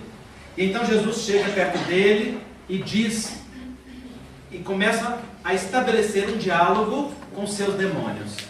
Veja que lindo isso. Jesus acolhe inicialmente os demônios daquele homem. Acolhe a sua dor mais profunda. Acolhe as suas próprias dificuldades. Acolhe tudo aquilo que era para ele não resolvido, tudo aquilo que o atormentava. Porque os demônios ali são muito mais do que o símbolo de espíritos que obsediavam. É o símbolo da multidão que dentro dele o atormentava. Rubem Alves tem uma imagem muito bonita, ele diz que nós não somos um só, nós somos um albergue. E cada hora um bota a cara na janela. E tem um síndico que comanda para não virar uma bagunça. Mas muitas vezes dentro desse albergue moram vários demônios, que atormentam vários cômodos. Então tem cômodos em nós que são aterrorizantes. Tem cômodos que são amedrontadores. Tem espaços em nós que são angustiantes. Tem locais em nós que nós não visitamos. Jesus acolhe estes locais, estes movimentos, estes demônios, conversando com eles. E pergunta para eles, qual é o seu nome? Por que Jesus quer que eles deem um nome? Porque ao denominar os nossos demônios, eles deixam de ser demônios. Quando nós damos nome, quando nós transformamos o verbo em movimento, quando nós damos uma subjetividade e um significado para aquilo que é particular, que é individual de cada um de nós, então aquilo deixa de nos assombrar, porque sai do universo do oculto e do amedrontador para vir para o universo daquilo que é conhecido e que é modificável, senão no seu conteúdo, nas suas características ou na forma como eu lido com aquilo dentro de mim. Então Jesus pergunta para ele, qual é o teu nome? E ele diz, o meu nome é Legião, porque somos muitos. mostrando que ali se tratava não só de uma obsessão coletiva, como também de múltiplos complexos daquele homem que o atormentavam. E então Jesus afasta aqueles demônios. E os demônios, então, pedem para que Jesus permita que eles pelo menos vão para os porcos. E há por ali uma manada de porcos, e eles vão para os porcos, e os porcos entram em carreira desabada e precipitam-se em um precipício no mar e morrem todos afogados. É um símbolo daquele movimento ali, naquela hora. Ora, aquele homem ganha momentaneamente a luz da razão e da consciência. O que Jesus faz com o endemoniado de Gadara é devolver-lhe a consciência, é devolver-lhe a si mesmo, é devolver-lhe o poder pessoal sobre a sua identidade. O que é a obsessão? Processo obsessivo espírita. É quando uma vontade vai cedendo espaço para outra vontade, a tal ponto que aquela vontade passa a dominar a outra. Não é uma invasão, é um convite. Da mesma forma, os nossos demônios nos assombram a nosso convite, sustentados por nós mesmos. No momento que o endemoniado gadareno é trazido à luz da consciência, ele restaura a sua identidade e o seu direito de pertencer a si mesmo. Não há processo terapêutico eficaz que seja duradouro se o indivíduo não passa a pertencer a si mesmo em um nível mais profundo. Todo processo terapêutico que seja efetivo empodera o ser humano com um movimento de maior inteireza e maior conexão com a sua própria realidade. Aprendendo a amar-se como é, aprendendo a comparar-se menos, aprendendo a projetar-se menos, aprendendo a aceitar as suas limitações, a aceitar os convites da sua própria intimidade, a acolher a sua própria dor, a tratar sua própria criança interior, a despertar o seu potencial luminoso, a exercitar o movimento de conquista da sua própria grandeza. Por aí vai. Então, o olhar curado de Bartimeu caminha nas atitudes da perna do paralítico da piscina de Betesda para se reinserir em adoração viva na relação social com sensibilidade e atitude e, sobretudo, consciência, inteireza e pertencimento a si mesmo. E então vemos Jesus finalmente no Templo de Jerusalém. Era um dia de sábado. Aos sábados não era autorizado a ninguém curar. No entanto, naquele sábado, Jesus, que era bastante atrevido, vai lá e faz uma cura. Jesus não foi crucificado à toa, ele mereceu a cruz. Ele era insubordinado. Ele gostava de questionar os padrões. Ele gostava de mostrar que, para além da letra que mata, existe o espírito que vivifica. E o espírito é mais importante que a letra. Muito interessante perceber essa postura do Cristo. Porque no nosso dia a dia, nas sociedades, nós somos levados a viver moralismos. E o moralismo é ficar aficionado a padrões. E por fidelidade a padrões, nós passamos por cima das relações. Desrespeitamos os afetos para ficar conectados a padrões morais. Jesus o tempo todo nos mostrou que as pessoas são mais importantes que as instituições. Que as relações são mais importantes do que os valores. Que o afeto é mais importante do que os ritos. Por isso ele chamou os fariseus de sepulcros caiados. Porque era pura... uma fachada de cal, né? Era uma fachada de cal branca, bonita, e uma podridão por dentro. Era apenas o espaço do aparentar ser. Não precisava verdadeiramente ser. Enquanto Jesus chama a atenção de que é na relação humana que nós temos o verdadeiro tesouro. Que é no ser que nós verdadeiramente temos algo, e não no aparentar ser. Então, no dia de sábado, Jesus encontra um homem com a mão mirrada no templo. E manda que ele abra a mão. Ora, que é o templo? É o espaço onde se adora a Deus. O homem está no templo, conectado, adorando ao Senhor na sua intimidade. Quando o Espírito está conectado ao Pai, o movimento natural da vida é de que estenda a mão para o seu próximo. É de que abra a mão para a vida. abre a mão para servir, abre a mão para doar, abre a mão para receber. Aquele que está conectado não se fecha ao afeto do outro. Aquele que está conectado não nega o afeto que tem para dar na hora que pode dar para o outro. Aquele que está conectado olha o outro como parte da mesma família a qual pertence. E compreende que quando nós dizemos Pai a Deus que está nos céus, também dizemos irmão ao próximo que está ao lado. Porque ao fazer Deus Pai de todos, também nos fazemos família universal. Assim, a conexão profunda da vida se dá no serviço. O serviço é o vício do ser. É o espaço onde nós servimos a vida com o que temos para dar. É onde exercitamos os talentos e a grandeza do que temos a ofertar. É onde também recebemos, justamente, não só financeiramente, mas afetivamente por aquilo que damos. É onde há uma troca que promove a expansão de todos. Porque na medida que se dá, também se recebe, e ao receber se engrandece. Ao dar, engrandece o outro. Engrandecendo. Vejam vocês então que o olhar curado de Bartimeu caminha na visão que enxerga a vida nas pernas do paralítico da piscina de Betesda, nas atitudes sagradas de conexão real com o afeto para a reinserção social, sensível e ativa nas relações afetivas, com consciência, inteireza e pertencimento a si mesmo, para servir a vida com aquilo que tem para dar.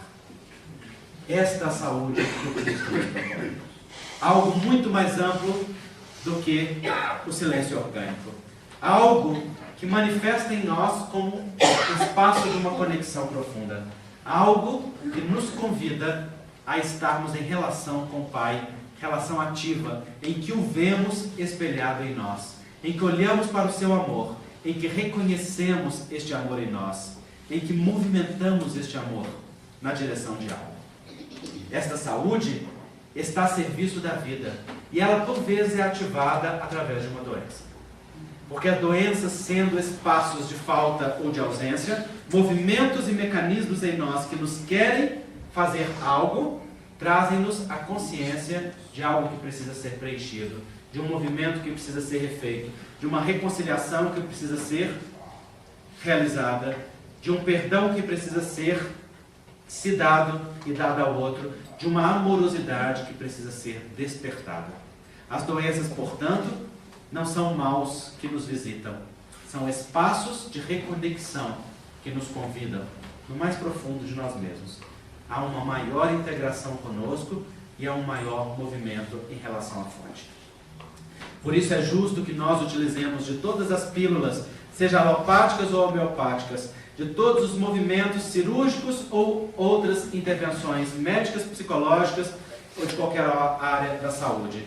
Isso é justo porque nos dá alívio para as nossas dores e amparo para a nossa alma. No entanto, é essencial que nós busquemos a causa causal de todas as coisas. Porque simplesmente medicar-nos é como dar uma mão de tinta em parede mofada. Fica linda alguns dias. Porque o problema da parede não é o mofo. O fungo se desenvolve sob a umidade que a infiltração ocasiona. Então é justo tratar a parede, mas é essencial curar a infiltração.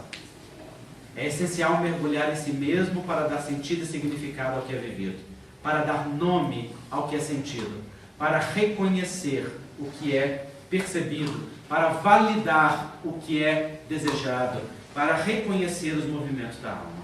E tudo isso só é possível ser feito por aqueles que buscam saúde profunda e não por aqueles que buscam anestesia. Este movimento é um movimento de mergulho em si mesmo e requer consciência, atitude, ação. Enquanto utilizamos de todos os mecanismos que nos aliviam o corpo, buscamos tratar a alma, dando um outro movimento. E então olhando para onde a alma olha através da doença. Ou para onde olha o nosso amor através daquela doença.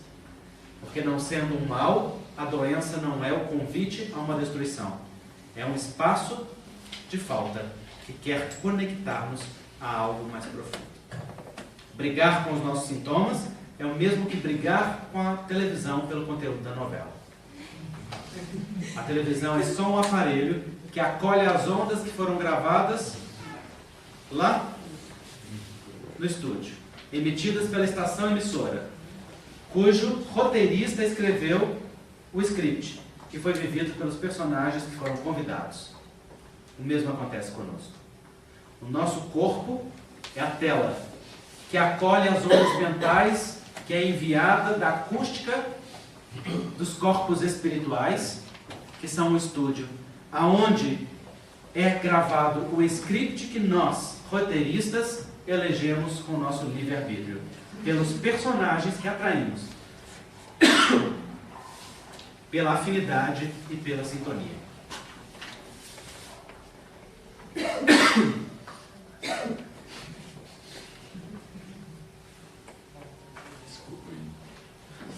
Eu te pergunto. Então, pelos personagens que nós atraímos, pelas nossas próprias faltas, pelas nossas necessidades. Então, aquilo que é vivido por nós na vida é um script que somos autores, cujos personagens são afinidades que vêm à nossa vida como convidados da nossa alma. Por isso, nunca somos vítimas. Por isso, nunca somos aqueles que estamos vivendo algo por causa do outro. Somos sempre os autores da nossa história. E somos sempre aqueles que podemos reescrever a nossa história através de novas interpretações, de novos olhares, de novos saberes e, sobretudo, de novos amores, de novos espaços de amor que nos confiram dignidade e nos tragam um movimento mais profundo de conexão com a nossa essência. Se então pudermos ouvir a palavra dos Espíritos dizendo: vede Jesus como este referencial que busca no Cristo o Espírito que vivifica, muito mais do que a letra que mata, podemos entrar na posse sagrada do patrimônio eterno, que é o tesouro que o Evangelho tem a nos ofertar, e compreender que a medicina que o Evangelho recomenda é a medicina do amor amplo, do amor por si mesmo e do amor pelo outro, que nos conecta ao grande amor maior, que é o amor ágape de Deus por todas as criaturas. Está claro isso, gente? Muito bem. Esse tema que eu estou partilhando com vocês está no primeiro livro que eu lancei, que se chama Cura e Autocura. É um dos livros que vocês têm disponível aqui na Espirituales. Mostra aí para o pessoal, tem um na mão dela. Esse livrinho de capa azul. E também tem de minha autoria o livro Alto Amor e Outras Potências da Alma, em parceria com o Espírito Dias da Cruz, em que eu brinco que se no Cura e Autocura falamos de saúde e doença, no Alto Amor falamos do remédio, que são as virtudes. O outro chama-se Reconciliação, consigo mesmo, com a família e com Deus. Neste livro eu faço a integração da filosofia do Evangelho com a filosofia espírita, a filosofia da constelação familiar e a filosofia homeopática. São 4 ramos do saber que nos mostram a conexão com a nossa fonte profunda. Os livros sobre sexualidade, homossexualidade sob a ótica do espírito imortal, que trata da homossexualidade dentro de uma visão mais ampla, inclusiva, e também o livro que eu lancei semana passada, Transsexualidades sob a ótica do espírito imortal, que fala sobre as transexualidades dentro de uma perspectiva científica e espírita também, inclusive em sintonia com esse movimento que tem acontecido atualmente, né, de compreensão dessa expressão da sexualidade. Tem os livros do Espírito Dias da Cruz, através da minha psicografia. O Alto Amor, na verdade, é em parceria com ele, então metade do livro eu escrevi, metade ele psicografou. E ele escreveu 3 livros que se chamam Pílulas de Esperança, Pílulas de Amor e Pílulas de Confiança. E esses livros são livros de mensagens curtas, para o culto no lar, para leitura diária, livros de higiene mental, também estão lá à disposição. E os livros infantis, para criança de 0 a 99 anos de idade, que eu tenho 5 livros, que são de minha autoria, mas eu acho que alguns estão esgotados, então aí só deve ter uns 2 ou 3. E são livros de educação emocional e valores humanos. O Mundo dos Bonecos de Papel, que fala da diferença, do diferente, do acolhimento, as diversidades, fala da inclusão, da prevenção e do tratamento do bullying. O Mundo dos Bonecos, o Jardim Secreto, que acho que está esgotado, que fala sobre a timidez e a coragem de ser si mesmo. O Voo de Hashi, que fala sobre a conexão com a família e a força pessoal. Mamãe Como Nascem as Fadas, um livro que fala das fases da vida, das transformações, dos ciclos e das modificações do processo evolutivo. E Os Violões Encantados, que fala sobre o resgate dos sonhos e da esperança. Esses livros vêm com atividades pedagógicas e atividades educativas, e alguns com jogo, outros com uma atividade no final, para trabalhar a proposta do livro. Todos esses livros têm a sua renda integralmente doada para a Associação Médico Espírita de Minas Gerais, para as suas atividades assistenciais e de divulgação doutrinária, e tem também uma parte da sua renda destinada à Fraternidade Sem Fronteiras, uma ONG da qual eu faço parte, sou um dos diretores, que cuida de 10 mil crianças órfãs nas aldeias de Moçambique e Madagascar, na África.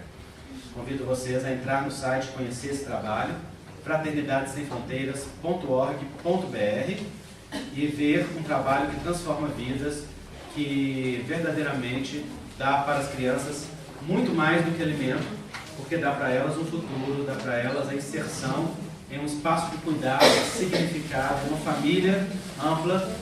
É um trabalho muito lindo, criado pelo Wagner, um espírita de Campo Grande, Mato Grosso do Sul. Me empresta isso aí. Joga aqui para mim, Paulo.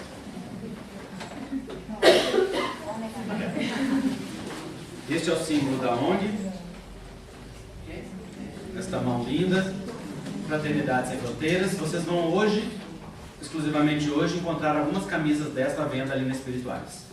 Também vão encontrar o livro que fala desta ONG, que conta o surgimento dela e vários casos que nós vivemos nas aldeias nos últimos 7 anos. Essa ONG tem 7 anos. E esse livro se chama Ubuntu. Ubuntu é uma filosofia africana que significa nós todos somos um, e é muito lindo. E então esse livro foi escrito pelo Elerson Santos, daqui de Belo Horizonte, e conta muitos casos das aldeias associados com o Evangelho, fazendo interpretações também à luz do Evangelho. E esse livro também tem a renda para a Fraternidade Sem Fronteiras. Está lá à disposição, tá bom? Eu também vou ficar lá um pouquinho, autografando os livros agora no final e conversando um pouquinho com vocês. Eu agradeço muito a casa, esse convite carinhoso. Muito obrigado pela oportunidade de nós partilharmos isso com vocês. Quero convidar vocês para o seminário que nós vamos fazer, 2 seminários, aliás. Um no dia 8 de julho, agora próximo, né? Já bem próximo. Teremos conosco o Décio Iandoli Júnior, que é um grande estudioso, médico espírita, médico, autor de vários livros, e ele vai fazer um seminário sobre o livro Da Alma ao Corpo Físico. O Décio é hoje um dos maiores cientistas, dos maiores pensadores dentro desse campo da união entre espírito e matéria, e muito simples e muito didático, e vai fazer esse seminário de dia inteiro lá no Hospital Espírita André Luiz. Restam poucas vagas, vocês podem acessar a inscrição através do Simpla. Simpla é um site de inscrição em vários eventos, basta acessar e procurar lá o evento, jogar Décio Iandoli ou procurar Da Alma ao Corpo Físico, e Simpla é com S e com Y, tá? simpla.com.br, www.simpla.com.br, e lá vocês podem fazer a inscrição e participar conosco, tá certo? Tem poucas vagas para este, e nós vamos lançar agora, esta semana que entra, o nosso evento anual, que a MEC faz todos os anos, e este ano nós teremos conosco Sérgio Lopes, que é psiquiatra do Rio Grande do Sul, autor do livro As Leis Morais do Evangelho, muito profundo, e o Sérgio vai estar junto com o Roberto Lúcio, com o Jaider, com o Marcos Ribeiro e comigo, falando desse evento de dia inteiro também, no dia 5 de agosto. Então, reservem a data, o sábado, no calendário de vocês. Vai ser no auditório do Conselho de Engenharia, se não me engano. Mas a inscrição também vai ser pelo Simpla, e nós vamos abrir na próxima semana e anunciar o cartaz na próxima semana. Já aproveito para convidar vocês a estarem conosco, tá bom? Muito obrigado a todos.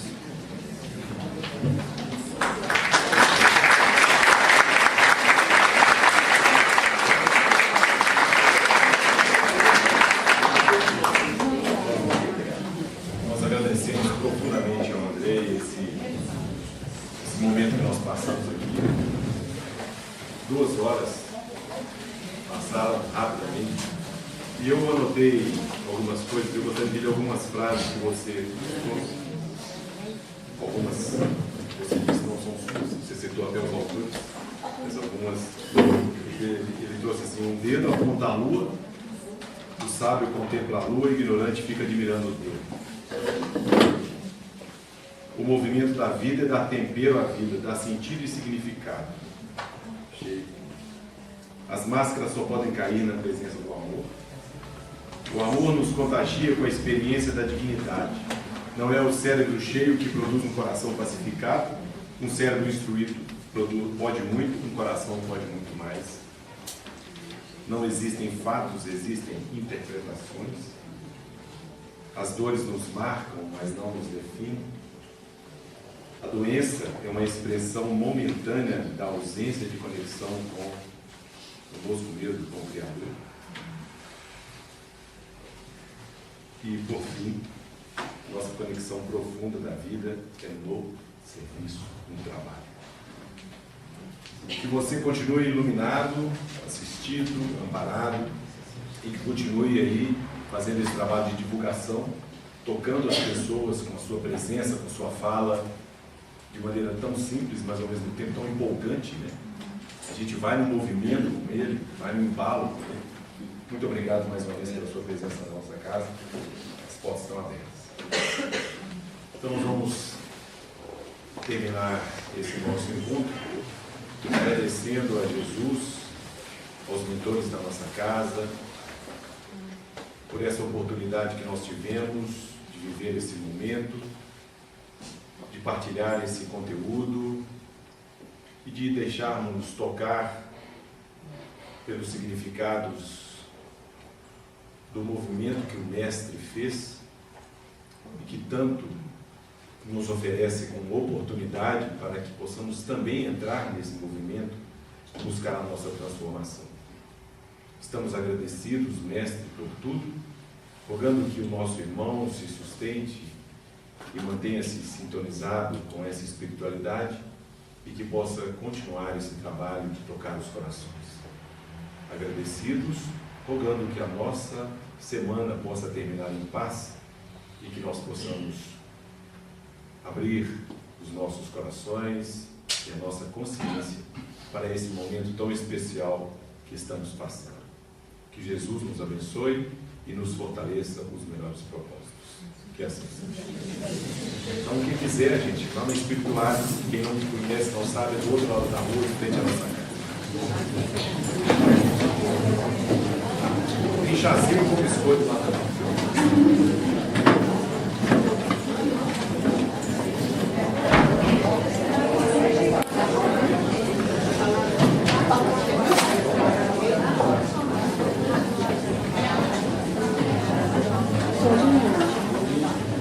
Como é que você tirou das tomadas? Obrigado.